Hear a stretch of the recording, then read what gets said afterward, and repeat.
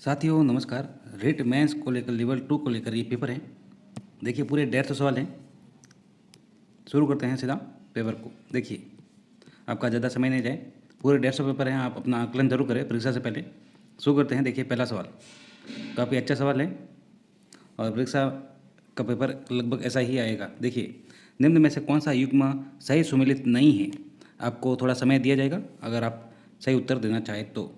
कमलनाथ उदयपुर में, ऋषिकेश सिरोही में, सायरा उदयपुर में, इसराना पाकर अलवर में। जो सही सुमेलित नहीं है वो हमें बताना है। तो देखिए जो सही सुमेलित नहीं है वो है इसराना पाकर अलवर में, क्योंकि इसराना पाकर कहाँ पर है तो ये है जालोर में। कहाँ पर है? जालोर में है। देखिए इसको लेकर थोड़ा और बात कर देते हैं। जो कमलनाथ है ये उदयपुर में है, इसकी ऊंचाई है तो 1001 मीटर है। फिर ऋषिकेश है तो वो 1017 मीटर है। फिर जो सायरा है वो 900 मीटर है। कितने? 900। और जो इसराना पाकर है जो जालोर में है, अलवर में नहीं है, वो है 839 मीटर। दूसरा सवाल देखेंगे। देखिए मरुस्थलीकरण के लिए सर्वाधिक उत्तरदायी बालू का स्तूप निम्न में से कौन से हैं? बरखान, पैराबोलिक, अनुदैर्ध्य, अनुप्रस्थ। जो मरुस्थलीकरण के लिए सर्वाधिक उत्तरदायी बालू का स्तूप है वो है बरखान। 1 नंबर उत्तर इसका सही हो जाएगा। इसको लेकर एक और सवाल पूछा जाता है। ये अर्ध चंद्राकार होते हैं बालू का स्तूप, तो पूछा जाता है अर्ध चंद्राकार कौन से होते हैं, तो वो बरखान होते हैं।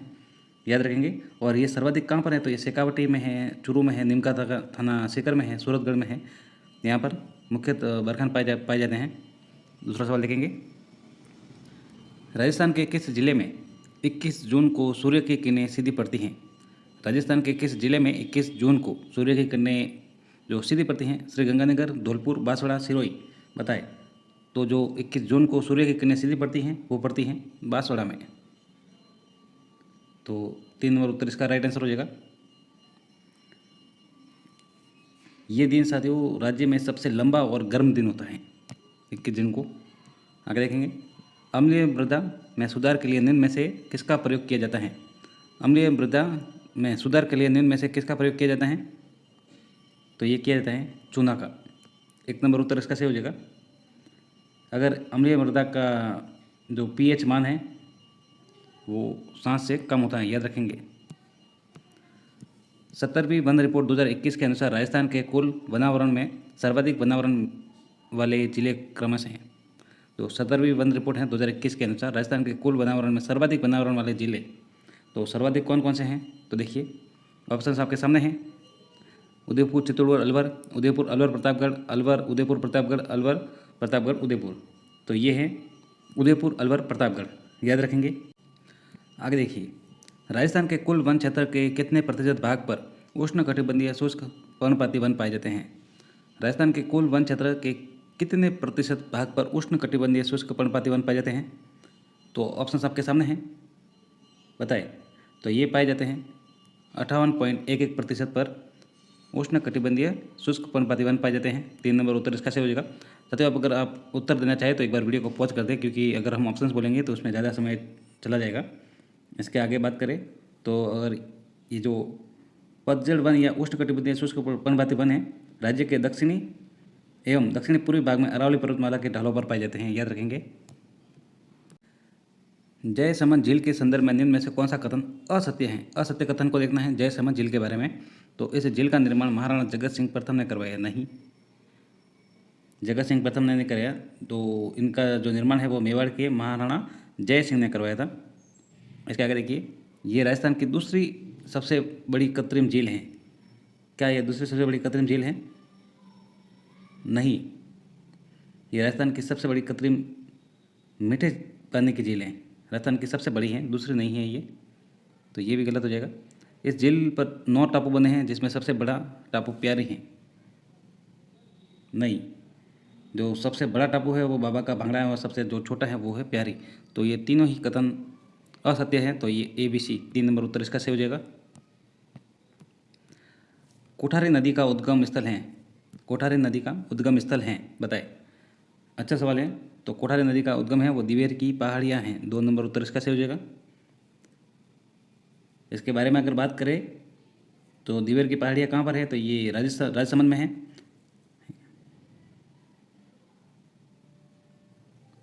और इस नदी की कुल लंबाई की बात की जाए तो वो 100 45 किलोमीटर हैं, याद रखेंगे, जो राजसमंद और भीलवाड़ा जिलों में प्रवाहित होती हैं। आगे देखेंगे, प्रसिद्ध पक्षी वैज्ञानिक डॉक्टर सलीम अली की कार्यस्थली निम्न में से कौन सा अभ्यारण्य राष्ट्रीय उद्यान रहा है? प्रसिद्ध पक्षी वैज्ञानिक डॉक्टर सलीम अली की कार्यस्थली निम्नलिखित में से कौन सा अभ्यारण्य राष्ट्रीय उद्यान रहा है? ये ऑप्शन आपके सामने हैं, बताएं। तो ये 3 नंबर है केवलादेव अभ्यारण्य। 3 नंबर उत्तर इसका सही हो जाएगा। ये सलीम अली की कार्यस्थली है केवलादेव अभ्यारण्य, याद रखेंगे। इसके बारे में अगर बात करें तो केवलादेव अभ्यारण्य कहाँ पर है? तो ये भरतपुर में है और पक्षियों का स्वर्ग और पक्षियों का सबसे बड़ा चरण स्थली के नाम से जाना जाता है। तो पूछा जा सकता है ये सवाल, याद रखेंगे। और इस अभ्यारण्य की स्थापना 1956 को हुई, याद रखेंगे। और राजस्थान का दूसरा राष्ट्रीय उद्यान घोषित किया गया था इसको 1981 में। आगे देखेंगे, राजस्थान के आकेट निषेध क्षेत्रों के संदर्भ में निम्नलिखित में से कौन सा युग्म असुमेलित है? आकेट निषेध क्षेत्रों के संदर्भ में बताएं। तो देखिए कौन सा कथन असुमेलित देखना है। तो जो सातिन है वो जोधपुर में सही है, सैंतल सागर दौसा में है, जरोदा नागौर में है, जोड़िया ये पाली में नहीं है। तो 6 नंबर असुमेलित हो जाएगा। इसके बारे में अगर बात करें तो देखिए राजस्थान में कुल 33 आकेट निषेध कितने हैं? 33 है। पूछा जा सकता है कितने आकेट निषेध क्षेत्र हैं? तो 33 हैं। और जो जोड़िया आकेट निषेध क्षेत्र हैं वो अलवर में है, पाली में नहीं है, ये भी याद रखें। और राजस्थान का सबसे बड़ा आकेट निषेध जो क्षेत्र हैं वो समस्तर जो कोटसर बीकानेर में है, याद रखेंगे, बीकानेर में। आगे देखेंगे दूसरा सवाल, जैविक खेती अपनाने वाला राज्य का पहला जिला कौन सा है? जैविक खेती अपनाने वाला राज्य का पहला जिला, अच्छा सवाल है, बताएं। तो ये ऑप्शन आपके सामने है, अजमेर, डूंगरपुर, बांसवाड़ा, चित्तौड़गढ़। जो अजमेर है वो जैविक खेती अपनाने वाला राज्य का पहला जिला है। 1 नंबर उत्तर इसका नहीं, सॉरी, जैविक खेती अपनाने वाला राज्य का ये डूंगरपुर है, याद रखेंगे। 2 नंबर उत्तर इसका सही हो जाएगा। जैविक खेती अपनाने वाला राज्य का पहला जिला डूंगरपुर है। और इसके बारे में अगर बात करें तो 18 जनवरी 2016 को देश का पहला जैविक राज्य सिक्किम को बनाया था। देश का पहला जैविक राज्य सिक्किम बना था 2016 में। और जैविक खेती अपनाने वाला राज्य का पहला जो जिला है वो डूंगरपुर है। और राज्य की पहली ऑर्गेनिक मंडी डूंगरपुर में खोली जाएगी, ये भी याद रखें। ऑर्गेनिक जो मंडी है।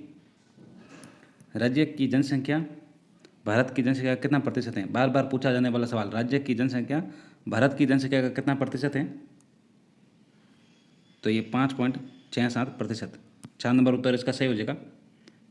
इसके बारे में अगर बात करें तो राजस्थान की कुल जनसंख्या 6.86 करोड़ है और जो भारत की जनसंख्या का 5.67% है। जनसंख्या की दृष्टि से राजस्थान देश में 7वां स्थान है, याद रखेंगे, 7वां स्थान है जनसंख्या की दृष्टि से। आगे देखिए, राजस्थान में सर्वाधिक जिलों से गुजरने वाला राष्ट्रीय राजमार्ग कौन सा है? राजस्थान में सर्वाधिक जिलों से गुजरने वाला राष्ट्रीय राजमार्ग परीक्षा में पूछा जा सकता है, बताएं। तो NH52, NH11, NH58 और NH925, बताएं। सर्वाधिक जिलों से गुजरने वाला राष्ट्रीय राजमार्ग कौन सा है? National highway. तो नेशनल हाईवे जो है वो है NH52। 1 नंबर उत्तर इसका सही हो जाएगा। इसके बारे में अगर बात करें तो राजस्थान में सर्वाधिक जिलों से गुजरने वाला राष्ट्रीय राजमार्ग NH52 है। जो कितने जिलों से गुजरता है? तो 8 जिलों से गुजरता है, ये याद रखेंगे, परीक्षा में सीधा पूछा जा सकता है। और इसकी अगर लंबाई की बात करें तो 793.05 किलोमीटर है, याद रखेंगे। राजस्थान के कितने जिलों में पेट्रोलिफेरस बेसिन विस्तृत हैं? राजस्थान के कितने जिलों में पेट्रोलिफेरस बेसिन विस्तृत हैं? 16, 11, 14, 15, बताएं। तो ये स्थित हैं 14 जिलों में पेट्रोलिफेरस। 3 नंबर उत्तर इसका सही हो जाएगा। और जो 14 जिलों के कितने वर्ग किलोमीटर में विस्तृत हैं? तो ये 1,50,000 वर्ग किलोमीटर में विस्तृत हैं, याद रखेंगे। झूठा सोना नाम से प्रसिद्ध पायरेट्स का उत्पादन होता है। झूठा सोना नाम से प्रसिद्ध पायरेट्स का उत्पादन होता है, बताएं। तो ये सलादीपुर सीकर में। 2 नंबर उत्तर इसका सही हो जाएगा। ये पायराइट्स को झूठा सोना भी कहा जाता है और इसका उपयोग गंधक का तेजाब और रासायनिक उर्वरक बनाने में होता है, याद रखेंगे। ये सलादीपुर सीकर, नया खेड़ा व कालाबार पाली में पाया जाता है, याद रखेंगे। पर्यटन पुलिस तैनात करने वाला देश का पहला राज्य कौन सा है? पर्यटन पुलिस तैनात करने वाला देश का पहला राज्य, पर्यटन पुलिस तैनात करने वाला देश का पहला राज्य, तो ये राजस्थान है। 4 नंबर उत्तर इसका सही हो जाएगा। इसके बारे में अगर बात करें तो राजस्थान में पर्यटन सहायता बल, पर्यटन पुलिस का प्रारंभ है वो 1 अगस्त 2000 से किया गया, 1 अगस्त 2000 से। और राजस्थान में 3 पर्यटन पुलिस स्टेशन हैं, जयपुर, उदयपुर और जोधपुर। इम्पोर्टेंट सवाल देखिए, शहरिया जनजाति के मुखिया को क्या कहा जाता है? 17 नंबर सवाल। आप साथ में कमेंट बॉक्स में ज़रूर बताएं आपके सवाल कितने सही हुए। शहरिया जनजाति के मुखिया को क्या कहा जाता है? कोतवाल, सहाराना, बडेरी, टोपा, बताएं। तो ये कहा जाता है कोतवाल। शहरिया जनजाति के मुखिया को कोतवाल कहा जाता है। 1 नंबर उत्तर इसका सही हो जाएगा। और शहरिया की बस्ती जो होती है उसे सहराना कहते हैं, सहराना, याद रखेंगे। और शहरिया जनजाति के मुखिया को कोतवाल कहा जाता है और जो गांव होता है उसे सहरोल कहा जाता है, याद रखेंगे। निम्न में से कौन सा युग्म सुमेलित है? देखिए कौन सा युग्म सुमेलित है ये पूछा गया है। तो देखिए हम देखते हैं, पृथ्वीराज मेला उदयपुर नहीं, गरुड़ मेला बंसी पहाड़पुर भरतपुर, वीरात्रा माता मेला अजमेर, जगदीश मेला पाली। ये पूछा गया 18 नंबर सवाल, कौन सा युग्म सुमेलित है? तो देखिए जो गरुड़ मेला है वो बंसी पहाड़पुर भरतपुर में है, ये सुमेलित है। तो 2 नंबर उत्तर इसका सही हो जाएगा। आगे देखिए, अग्नि नृत्य के संदर्भ में निम्न में से कौन सा कथन सत्य है? देखिए अग्नि नृत्य के संबंध में कौन सा कथन सत्य है ये देखना है। ये नृत्य चरणदासी संप्रदाय के पुरुषों द्वारा किया जाता है। ये नृत्य का प्रमुख केंद्र कतरियासर बीकानेर में है। इस नृत्य में को बीकानेर महाराजा अनूप सिंह ने प्रोत्साहन दिया। तो ये 3 नंबर गलत है, ये भी गलत है। ये नृत्य प्रमुख केंद्र कतरियासर बीकानेर में है, तो ये सही हो जाएगा, केवल बी। 3 नंबर उत्तर इसका सही हो जाएगा। इसके बारे में अगर बात करें तो अग्नि नृत्य का जो है वो जसनाजी संप्रदाय द्वारा किया जाता है, याद रखेंगे, जसनाजी संप्रदाय द्वारा। और प्रमुख जो केंद्र है वो कतरियासर बीकानेर में है। और इस नृत्य में जलते हुए अंगारों पर नृत्य किया जाता है। नृत्य करते समय फतेह फतेह जय घोष करते हैं जो नर्तक होते हैं।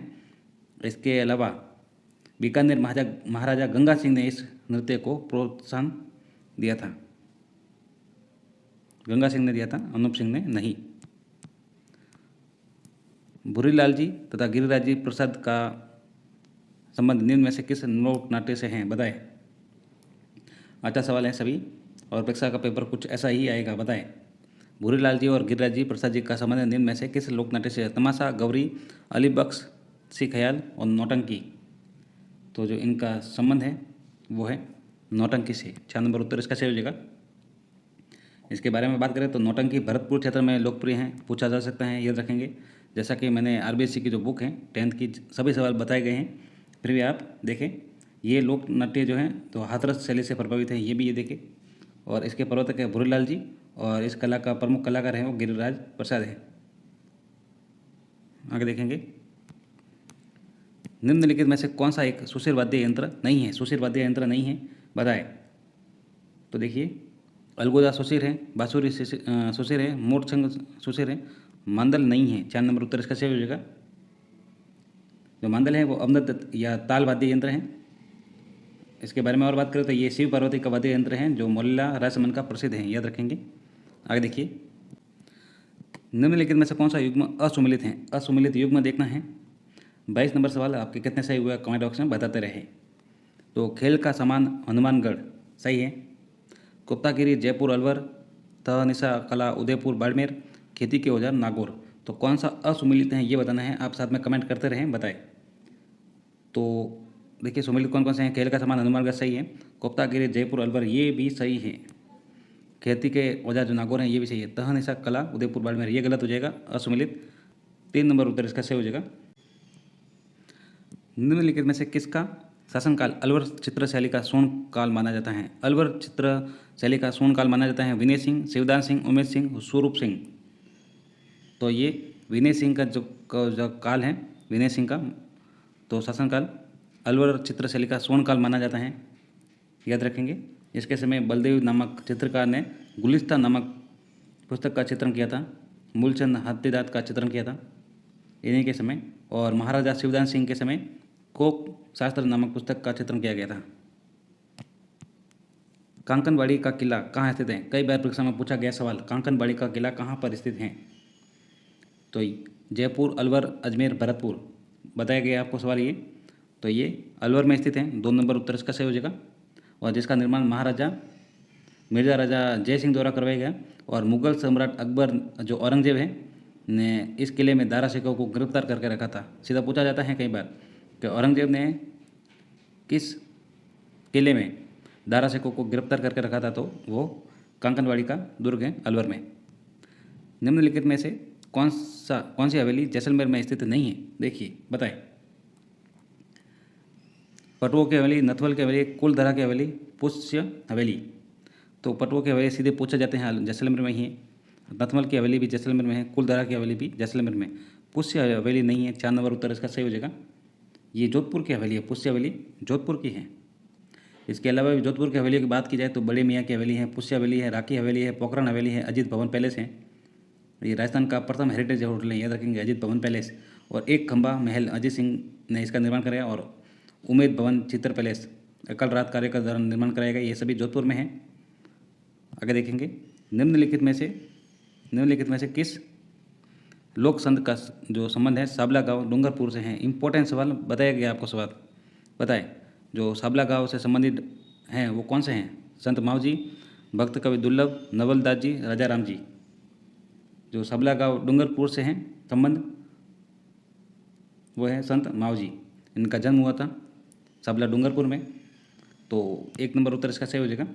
और इनके बारे में अगर सवाल और आते हैं तो वो ये भगवान कृष्ण के पूजा निष्कलंक अवतार रूप में करते हैं। और इनके जो उपदेश हैं वो वागड़ी भाषा में दिए गए हैं, याद रखें। और इनके जो ग्रंथ हैं वो चौपड़ा कहलाते हैं। आगे देखेंगे, हिमाचल प्रदेश में बालकनाथ जी के रूप में किस लोक देवता की पूजा की जाती है? हिमाचल प्रदेश में बालकनाथ जी के रूप में किस लोक देवता की पूजा की जाती है? हरिराम जी, केसरिया कंवर जी, रूपनाथ जी, बिगा जी। तो रूपनाथ जी की 3 नंबर उत्तर इसका सही हो जाएगा। ये झड्डा जी बाबूजी के भतीजे थे। इन्होंने जिंद राव खिची को मारकर अपने पिता व चाचा की हत्या का बदला लिया था। इन्हें रूपनाथ जी भी कहा जाता है, जो जड्डा जी। इनका जो प्रमुख मंदिर है वो कोलूमठ जोधपुर में है और सिंबुदड़ा बीकानेर में है। और हिमाचल प्रदेश में बालकनाथ जी के रूप में इनकी पूजा की जाती है, रूपनाथ जी की। घटियाला अभिलेख का संबंध, घटियाला अभिलेख का जो संबंध है किस प्रतिहार शासक से है? कई बार पूछा गया सवाल, अच्छे सवाल है, पूरे 150 सवाल जरूर दे। घटियाला अभिलेख का जो संबंध है किस प्रतिहार शासक से हैं? वत्सराज, नागपुर प्रथम, कक्कुक, महिपाल प्रथम। घटियाला अभिलेख तो ये कक्कुक से है, 3 नंबर उत्तर इसका सही हो जाएगा। मंडोर के प्रतिहार शासक कक्कुक ने 861 ईस्वी में 2 शिलालेख बनवाए थे। वर्ष 1998 में भीलवाड़ा जिले में निम्नलिखित में से किस स्थल की खुदाई की गई? वर्ष 1998 ईस्वी में भीलवाड़ा जिले में निम्नलिखित में से किस स्थल की खुदाई की गई? बताए। अच्छा सवाल है, परीक्षा में पूछा गया सवाल। ओजियाना, जोधपुरा, नोहो, लाछुरा। तो जो 1998 में भीलवाड़ा जिले में लाछुरा की खुदाई की गई। पूछा जाए कि किसके निर्देशन में, तो BR मीणा के निर्देशन में उत्खनन कार्य हुआ। वो सभ्यता का जो कालक्रम है 700 ईसा पूर्व से 200 ईस्वी तक माना गया है। यहाँ से पूर्व बौद्ध काल, मौर्य काल, शुंग, कुषाणकालीन अवशेष प्राप्त हुए हैं। मेवाड़ के किस शासक को विषम घाटी पंचानन की संज्ञा दी गई है? मेवाड़ के किस शासक को विषम घाटी पंचानन की जो संज्ञा दी गई है? तो ये महाराणा जगत सिंह प्रथम, राणा हमीर, महाराणा राज सिंह, महाराणा कुंभा। बताए। विषम घाटी पंचानन तो राणा हमीर, 2 नंबर उत्तर इसका सही हो जाएगा। जो राणा हमीर हैं इनको मेवाड़ का उद्धारक उपनाम से भी जाना जाता है, याद रखेंगे। और कुंभलगढ़ शिलालेख में इनको विषम घाटी पंचानन यानी विकट आक्रमणों में सिंह के समान, शेर के समान बताया गया है। 1743 ईस्वी में सवाई जय सिंह की मृत्यु के बाद जयपुर की गद्दी पर कौन बैठा? सवाई जय सिंह की मृत्यु के बाद बताए कौन बैठा? सवाई जयसिंह की मृत्यु के बाद जयपुर की गद्दी पर भानु सिंह, ईश्वरी सिंह, माधो सिंह प्रथम, राम सिंह द्वितीय। बताए कौन बैठा जयपुर की गद्दी पर? तो ये बैठे ईश्वरी सिंह। 2 नंबर उत्तर इसका सही हो जाएगा। सवाई जयसिंह की मृत्यु के बाद उनका जो ज्येष्ठ पुत्र हैं सवाई ईश्वरी सिंह बैठा गद्दी पर, और इनकी माता का नाम अगर पूछा जाए तो सूरज कुंवरी है, मारवाड़ के अजीत सिंह की पुत्री। निम्नलिखित में से मारवाड़ के राठौड़ शासक को उनके कालक्रम के अनुसार व्यवस्थित करना है। मारवाड़ के राठौड़ शासकों को कालक्रम के अनुसार व्यवस्थित करना है। तो देखिए, सबसे पहले राव सिंह की बात की जाए तो ये 1240 से 1273 ईस्वी तक। तो 2 नंबर सबसे पहला हो जाएगा, यानी बी। तो ये पहले कट गया। फिर बात की जाए तो राव आस्थान है, जो 1273 से 1291 तक रहे थे। तो 1 नंबर उत्तर इसका सही हो जाएगा। फिर रहे राव दुहड़ 1291 से 1309, फिर राव रायपाल 1309 से 1313।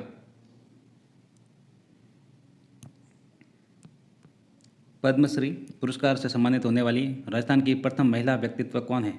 पद्मश्री से पुरस्कार से सम्मानित होने वाली राजस्थान की प्रथम महिला व्यक्तित्व कौन है? बताए। नारायणी देवी वर्मा, जानकी देवी बजाज, रतन शास्त्री, मणिबहन पांड्या। बताए कौन? तो ये पद्मश्री पुरस्कार से सम्मानित होने वाले राजस्थान की प्रथम महिला व्यक्तित्व हैं वो रतन शास्त्री हैं। 3 नंबर उत्तर इसका सही हो जाएगा। इनका जो जन्म है वो मध्य प्रदेश में 1912 में हुआ, और ये हीरालाल शास्त्री की पत्नी है, याद रखेंगे।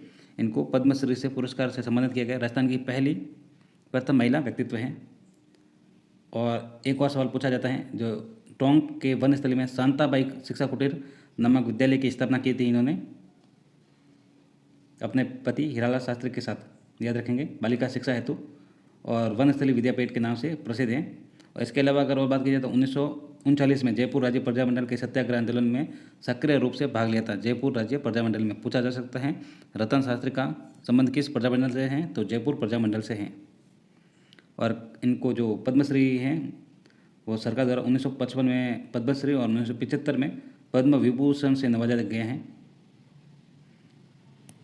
आगे देखेंगे।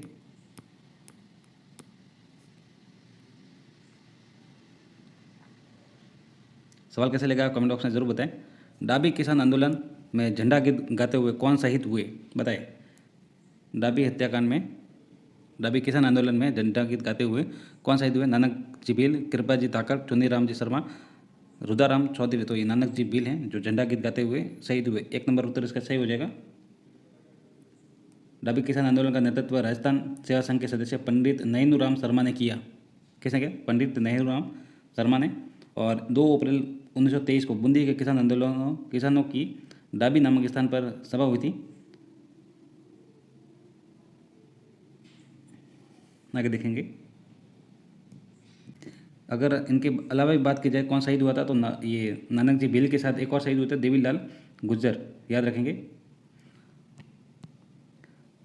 मारवाड़ में वीरता साहित्य सेवा के लिए सिरोपाव देने की परंपरा थी। निम्नलिखित में से सर्वोच्च सिरोपाव कौन सा था? पालकी सिरोपाव, कंठी सिरोपाव, घोड़ा सिरोपाव, हाथी सिरोपाव। बताएं। तो ये था हाथी सिरोपाव। 4 नंबर उत्तर इसका सही हो जाएगा। राजस्थान के विभिन्न रियासतों में कवियों, दरबारियों, सेनापतियों और अन्य श्रेष्ठ व्यक्तियों को राजा द्वारा दरबार की ओर से दिया जाने वाला सम्मान पुरस्कार सिरोपाव कहलाता है। और पुरस्कार स्वरूप राजा द्वारा विशेष वस्त्र, आभूषण, नगद रूप दिए जाते हैं। और मारवाड़ रियासत में सर्वोच्च सिरोपाव हाथी सिरोपाव था, याद रखेंगे। हीराबाड़ी का युद्ध निम्नलिखित में से किन के मध्य लड़ा गया? हीराबाड़ी का युद्ध किन के मध्य लड़ा गया? तो ये लड़ा गया मालदेव राठौड़ मारवाड़ और दौलत खां नागौर।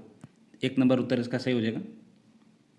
भादराजोन विजय के बाद नागौर के शासक दौलत खां ने मेड़ता पर अधिकार करने का प्रयास किया, तो नाराज होकर मालदेव ने नागौर पर आक्रमण किया। ये युद्ध 1533 में हीराबाड़ी जो नागौर में है यहाँ पर युद्ध हुआ है, और मालदेव की जीत हुई और नागौर पर अधिकार हुआ, याद रखेंगे। ढूंढाड़ी, मेवाड़ी, हाड़ौती का प्रभाव निम्नलिखित में से किस बोली पर आता है? ढूंढाड़ी, मेवाड़ी और हाड़ौती का प्रभाव किस पर आता है? निमाड़ी, रागड़ी, चौरासी, खेराड़ी। बताए। तो ये आता है खेराड़ी पर। ढूंढाड़ी, मेवाड़ी, हाड़ौती का प्रभाव खेराड़ी पर आता है। 6 नंबर उत्तर इसका सही हो जाएगा। भीलवाड़ा के शाहपुरा उसके समीप बूंदी के कुछ क्षेत्रों में बोली जाती हैं ये। और खेराड़ी मारवाड़ी की उपबोली भी है, जिस पर ढूंढड़ी, मेवाड़ी और हाड़ौती का प्रभाव भी आता है। वे राजस्थानी ग्रंथ जिसमें उर्दू, फारसी और शब्दावलियों का प्रभाव किया जाता है कहलाते हैं। वे राजस्थानी ग्रंथ जिनमें उर्दू और फारसी शब्दावलियों का प्रयोग भी किया जाता है। बात, दवावेत, ख्याल, विगत। तो ये दवावेत है, 2 नंबर उत्तर इसका सही हो जाएगा। राजस्थानी संस्कृतिरा चित्राम नामक ग्रंथ के लेखक कौन हैं? बताए। इंपॉर्टेंट सवाल। गौरीशंकर हीराचंद ओझा, जहूर खां मेहर, चंद्रधर शर्मा गुलेरी, मणि मधुकर। राजस्थानी संस्कृति चिताराम नामक ग्रंथ के रचयिता तो ये है जहूर खां मेहर। 2 नंबर उत्तर इसका सही हो जाएगा। इनकी और रचनाओं की बात की जाए तो अर्जुन आलाख, घर मंजिला, घर कोसा। ये सवाल पूछा जा सकता है। राजस्थानी संस्कृति चितारामन नामक ग्रंथ। गोरा बदल री चौपाई नामक ग्रंथ की रचना किसने की? गोरा बदल री चौपाई नामक ग्रंथ की रचना किसने की? नयन चंद्र सूरी, नरपति नाल, जिन सेन सूरी, हेमरत्न सूरी। बताए। तो ये की हेमरत्न सूरी ने गोरा बदल री चौपाई की रचना। 4 नंबर उत्तर इसका सही हो जाएगा। आगे देखेंगे। रीमा दत्ता का संबंध निम्नलिखित में से किस खेल से है? रीमा दत्ता। बताए। तो डिस्क थ्रो, तैराकी, निशानेबाजी, क्रिकेट। तो रीमा दत्ता हैं वो तैराकी से संबंधित हैं। 2 नंबर उत्तर इसका सही हो जाएगा। ये अजमेर निवासी हैं और इनको अर्जुन पुरस्कार प्राप्त करने वाली ये देश की प्रथम महिला तैराक है। 1966 में इनको अर्जुन पुरस्कार मिला है। 1966 में तैराकी से संबंधित हैं और राजस्थान की जल परी भी कहा जाता है इनको। जागती ज्योत मासिक पत्रिका का प्रकाशन निम्नलिखित में से किसके द्वारा किया गया?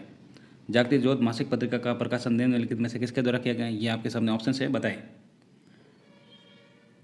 तो ये किया गया राजस्थानी भाषा साहित्य संस्कृति अकादमी बीकानेर द्वारा। 3 नंबर उत्तर इसका सही हो जाएगा।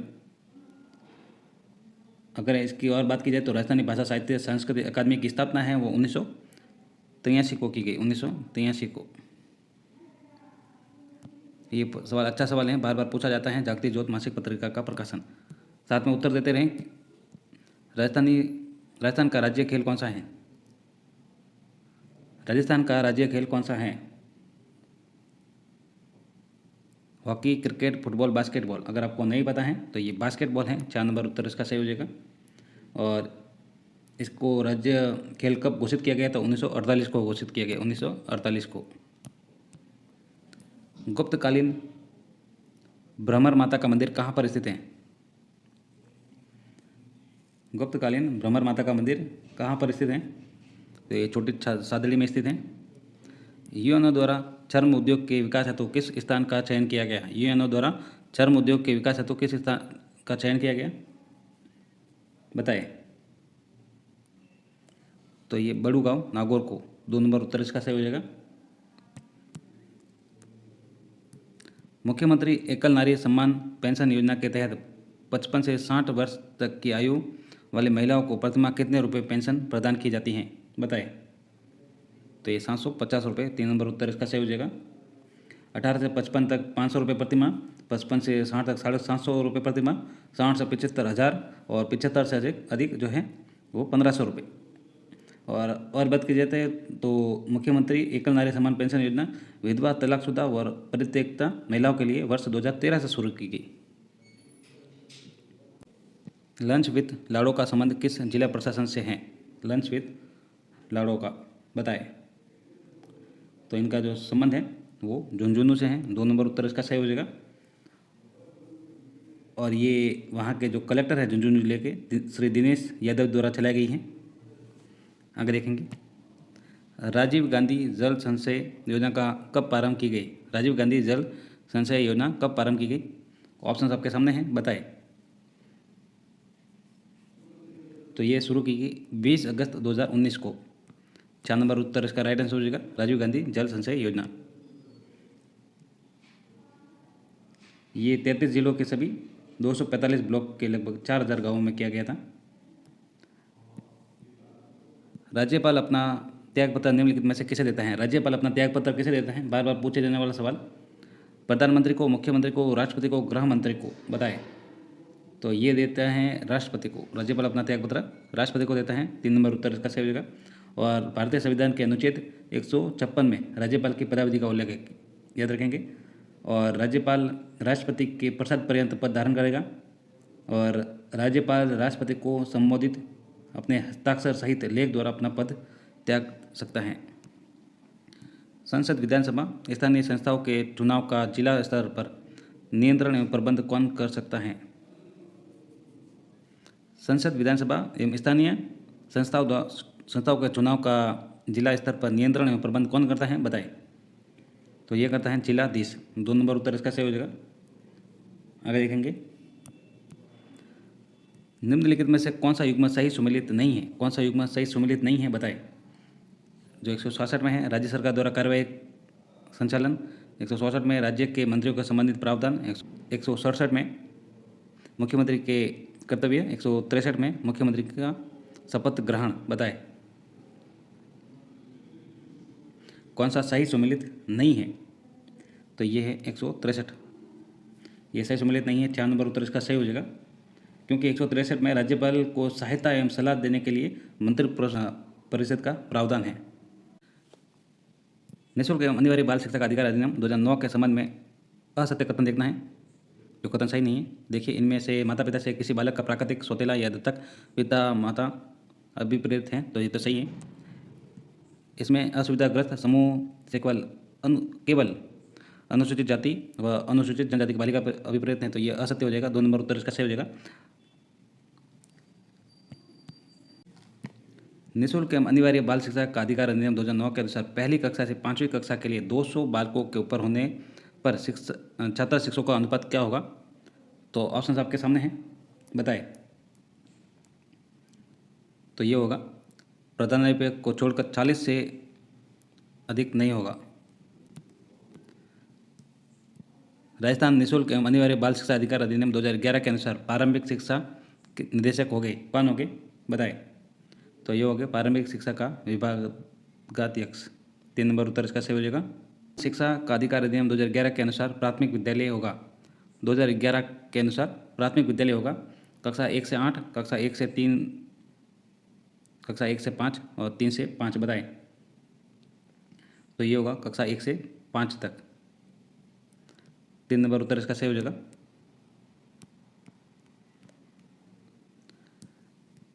वर्तमान में राजकीय माध्यमिक व उच्च माध्यमिक विद्यालयों में कक्षा 9 से 12 तक के लिए निम्नलिखित में से कौन सी प्रबंध समिति कार्यशील है? कक्षा 9 से 12 तक बताएं। तो ये है विद्यालय विकास एवं प्रबंधन समिति। 3 नंबर उत्तर इसका सही हो जाएगा। साथियों, अगर आपको साथ में उत्तर देना है तो आप वीडियो को पॉज कर दें, क्योंकि वीडियो बहुत लंबा हो जाएगा अगर ऑप्शन बोलते गए। राजस्थान के शिक्षा के बढ़ते कदम कार्यक्रम के संबंध में निम्नलिखित में से कितने माह की अवधि तक ब्रिज कोर्स चलाया जा रहा है? कितने माह बताएं।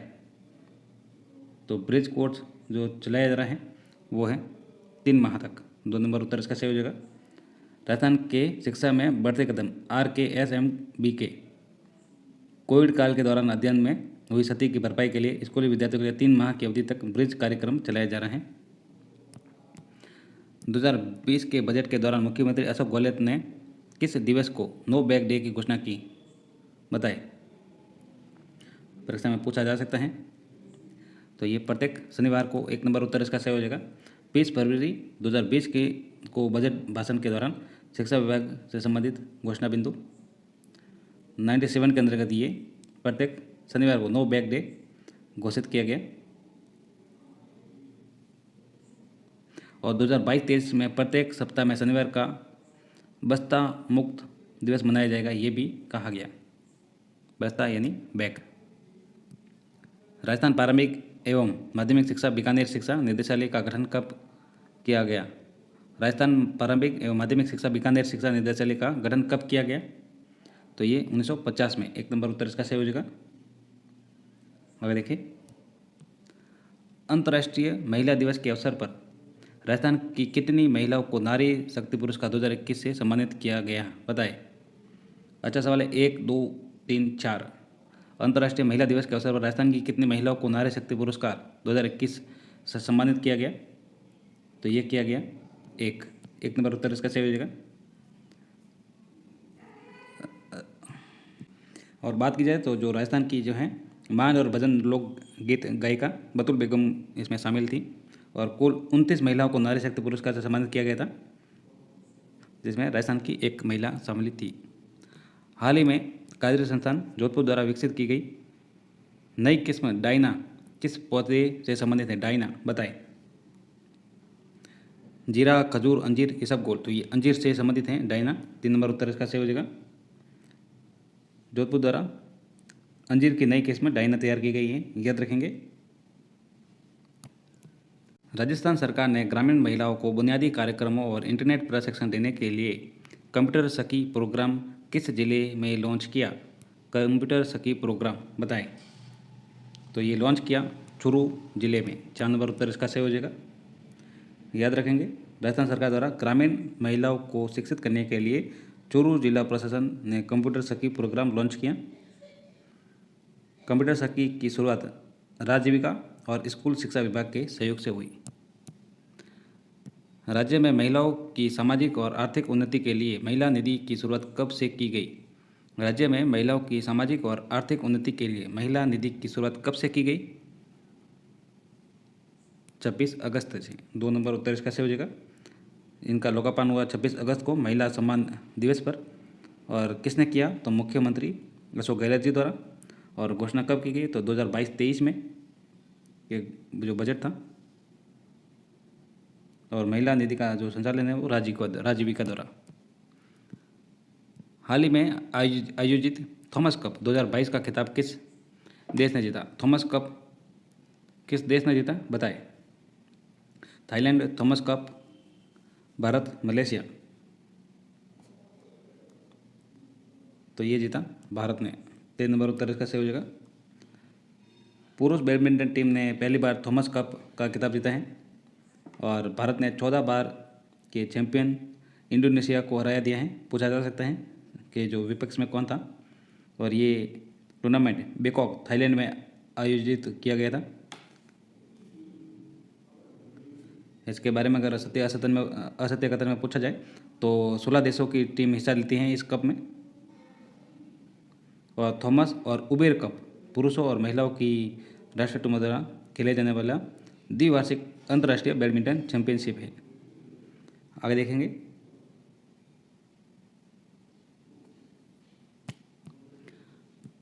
हाल ही में किसे अंतर्राष्ट्रीय बुकर पुरस्कार 2022 से सम्मानित किया गया? अंतर्राष्ट्रीय बुकर पुरस्कार तो ये किया गया गीतांजलि श्री से। 1 नंबर उत्तर इसका सही हो जाएगा। शिक्षा मनोविज्ञान के संदर्भ में असत्य कथन का चयन करना है, तो हम जो सत्य कथन है वो देख लेते हैं। शिक्षा मनोविज्ञान जो है व्यवहारिक विज्ञान है, तो सही है। शिक्षा मनोविज्ञान का आधार मनोविज्ञान ही है, तो ये भी सही है। शिक्षा मनोविज्ञान की प्रकृति वैज्ञानिक है, तो ये भी सही है। शिक्षा मनोविज्ञान की प्रयुक्त शाखा नहीं है, तो 4 नंबर उत्तर इसका सही हो जाएगा। जो असत्य कथन पूछा था, क्योंकि शिक्षा मनोविज्ञान की एक प्रयुक्त शाखा है, व्यवहार विज्ञान भी है, आधार मनोविज्ञान है और प्रकृति वैज्ञानिक है। मतलब मनोविज्ञान एक विधायक विज्ञान है, याद रखेंगे। आगे देखिए, अंतर्दृष्टि द्वारा सीखने के संदर्भ में कौन सा कथन असत्य है? जो सत्य नहीं है अंतर्दृष्टि द्वारा सीखने के संदर्भ में, तो देखते हैं कौन कौन से सत्य हैं। अंतर्दृष्टि का बोध अकस्मात होता है। अंतर्दृष्टि द्वारा प्रत्यक्षीकरण में परिवर्तन होता है और अंतर्दृष्टि से पूर्व अनुभव सहायक नहीं है। अंतर्दृष्टि में कौशल की अपेक्षा समझ अधिक कार्य करते हैं, तो 3 नंबर जो है वो असत्य हो जाएगा। इसके बारे में अगर बात करें तो अंतर्दृष्टि द्वारा सीखने के विकास विशेषताओं में, तो ये बोध अकस्मात होता है, एकदम अचानक होता है और प्रत्यक्षीकरण में परिवर्तन होता है और पूर्व अनुभव सहायक होता है इसमें। और दृष्टि में कौशल की अपेक्षा समझ अधिक कार्य करती हैं, तो ये सभी सही हैं 3 नंबर के अलावा। वंशानुक्रम का प्रमुख सहायक होता है, वाहक हैं। वंशानुक्रम का प्रमुख वाहक हैं बताए, तो ये हैं पितृक। 2 नंबर उत्तर इसका सही हो जाएगा। बालक पितृक जीन से हैं, अपने माता पिता के माध्यम से पूर्वजों से जो गुण प्राप्त होते हैं वही वंशानुक्रम कहलाता है। निम्नलिखित में से कौन से एक शैशवावस्था की विशेषता नहीं है? देखिए, तीव्र शारीरिक व मानसिक विकास कौन सी एक विशेषता नहीं है, ये बताना है। तो तीव्र शारीरिक व मानसिक विकास, तो ये तो सही है, शासन व्यवस्था की विशेषता है। अधिकाधिक अनुकरण प्रवृत्ति, ये भी सही है, अधिकाधिक। नैतिक शक्ति का अभाव, ये भी सही है। सामाजिक चेतना का विकास शासन व्यवस्था में कहाँ होता है? 4 नंबर उत्तर इसका सही हो जाएगा। इनके अलावा भी अगर विशेषताओं की बात की जाए तो देखिए, कल्पना जगत में विचरण, वास्तविक और कल्पना में अंतर नहीं कर पाते, मतलब आत्म प्रेम की प्रवृत्ति होती है और जिज्ञासु प्रवृत्ति होती है, जो किशोर अवस्था की एक प्रमुख विशेषता है। ये तो आगे देखेंगे। कार्ल युंग के अनुसार वह व्यक्ति जो पर्यावरण में संवेगात्मक द्वंद्व और कठिनाइयों का सामना करते समय अपने आप तक सीमित रहता है तथा एकाकीपन से संतुष्ट रहता है कहलाता है। कार्ल युंग के अनुसार वह व्यक्ति जो पर्यावरण में संवेगात्मक द्वंद्व और कठिनाइयों का सामना करते समय अपने आप तक सीमित रहता है और तथा एकाकीपन से संतुष्ट रहता है कहलाता है। एकाकीपन से संतुष्ट रहता है, बताए, तो ये उभयमुखी है। 3 नंबर उत्तर इसका सही हो जाएगा। नहीं, सॉरी, एकाकीपन है, सॉरी, जो इंट्रोवर्ट है, अंतर्मुखी। 1 नंबर उत्तर इसका सही हो जाएगा। जो कार्ल युंग ने 2 व्यक्तित्व बताए थे, अंतर्मुखी और बहिर्मुखी, आपको पता हो तो। गिलफोर्ड द्वारा प्रतिपादित बुद्धि सिद्धांत है। गिलफोर्ड द्वारा प्रतिपादित बुद्धि सिद्धांत बताए, तो ये अभी रीट में पूछा गया था, जिस पर जो आपत्तियां भी लगाई थी। तो त्रिआयामी बुद्धि सिद्धांत, 3 नंबर उत्तर इसका सही हो जाएगा। जो त्रिआयाम है वो 3 आयाम, मानसिक सक्रिया, विषय वस्तु और उत्पाद या परिणाम। एक बच्चा अपने अतीत के समान परिस्थिति में किए गए अनुक्रियाओं के आधार पर नई स्थिति की प्रति अनुक्रिया करता है, ये संबंधित हैं, बताए। तो ये सादृश्यता का नियम है, जो जिसमें क्या कहता है, एक बच्चा अतीत के समान परिस्थिति में की गई अनुक्रियाओं के आधार पर नई जो स्थिति है के प्रति अनुक्रिया करता है जो अतीत में की गई है। उपलब्धि अभिप्रेरणा का विचार किसके द्वारा किया गया? उपलब्धि अभिप्रेरणा का जो विचार है वो मैक्लेलैंड और एंडरकिंसन द्वारा दिया गया। जिन बालकों की शैक्षिक उपलब्धि अपनी आयु के अन्य बालकों से निम्न रहती हैं कहलाते हैं समस्यात्मक बालक, मंदबुद्धि बालक, बाल अपराधी, पिछड़े बालक, बताए। जो शैक्षिक उपलब्धि हैं अपने आयु के अन्य बालकों से निम्न रहती हैं, क्या कहलाते हैं? तो ये पिछड़े बालक कहलाते हैं। 4 नंबर उत्तर इसका सही हो जाएगा। वे बालक जिनकी शैक्षिक उपलब्धि अपनी आयु के अन्य बालकों से निम्न रहती हैं अथवा कक्षा का औसत कार्य नहीं कर पाते हैं, पिछड़ा बालक कहलाता है। अंगूर खट्टे हैं का संबंध है, बताए, तथा ये तो 76 है। अंगूर खट्टे हैं का जो संबंध है बताए, किससे हैं? युक्तिकरण से, प्रक्षेपण से, प्रतिक्रिया निर्माण से, शोधन से हैं, बताए। जो युक्तिकरण होता है जिसमें औचित्य स्थापन होता है, 1 नंबर उत्तर इसका सही हो जाएगा।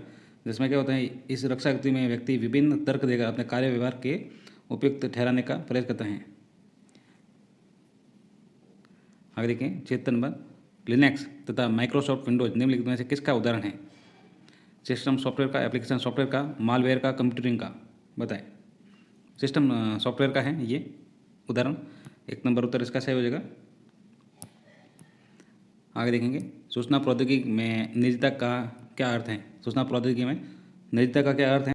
किसी व्यक्ति के पारिवारिक संबंधों की सूचना, तो ये तो गलत हो जाएगा। सूचना प्रौद्योगिकी में निजता, अधिकृत व्यक्ति को ही डाटा के उपयोग का अधिकार, तो ये सही है। किसी व्यक्ति को ईमेल भेजने का अधिकार, तो ये भी गलत है। तो 2 नंबर उत्तर इसका सही हो जाएगा। सूचना प्रौद्योगिकी में निजता का जो अर्थ है वो अधिकृत व्यक्ति को ही डाटा के उपयोग का अधिकार। शैक्षिक तकनीक के मृद उपागम के जनक कौन थे? शैक्षिक तकनीक के मृद उपागम के जनक कौन थे, बताए। तो ये B.F. स्किनर। 4 नंबर उत्तर इसका सही हो जाएगा। जो शिक्षा तकनीक के उपागम है वो शिक्षा तकनीक, जो हार्डवेयर उपागम, सॉफ्टवेयर उपागम और प्रणाली उपागम, ये 3 है। कंप्यूटरों के संबंध में निम्नलिखित में से कौन सा सही है? देखिए कौन सा सही है, तो ये तो आपको बेसिक नॉलेज है, जैसा कि आप नेट यूज करते ही हैं, बताए कौन सा सही है। तो देखते हैं, 1 KB में 1024 बाइट्स होता है, तो ये 1 नंबर गलत हो जाएगा। फिर देखिए, 1 MB में 1000 KB होती हैं, तो ये सही है। 1 GB में 1024 MB होती हैं, तो ये भी गलत हो जाएगा। और एक टीबी में 1024 जीबी होती हैं, तो ये भी गलत हो जाएगा। 1 नंबर उत्तर इसका सही हो जाएगा, नहीं सॉरी 2 नंबर जो 1 MB में 1024 KB होती है। निम्नलिखित में से ई लर्निंग का लाभ कौन सा है? ई लर्निंग का लाभ, तो प्रशिक्षु विषय वस्तु की पुनरावृत्ति कर सकते हैं, प्रशिक्षण प्रतिपादन आसान व कम खर्चीला है, प्रशिक्षु अपनी सुविधा के समय प्रशिक्षण ले सकते हैं, उपरोक्त सभी। आगे देखेंगे, ये था जो जनरल पेपर। इसके आगे जो सवाल होंगे वो सब्जेक्ट वाइज होंगे, हर एक सब्जेक्ट को SST, हिंदी, साइंस, मैथ सभी का जो पेपर हैं अलग अलग, तो सभी के पेपर करवा जाएंगे। आप चैनल से बने रहिए, चैनल को सब्सक्राइब जरूर करें और वीडियो को लाइक एंड शेयर जरूर करें अगर अच्छा लगे तो। अन्यथा कोई समस्या नहीं है, आप वीडियो जरूर देखें। धन्यवाद साथियों, मिलते हैं अगले वीडियो में।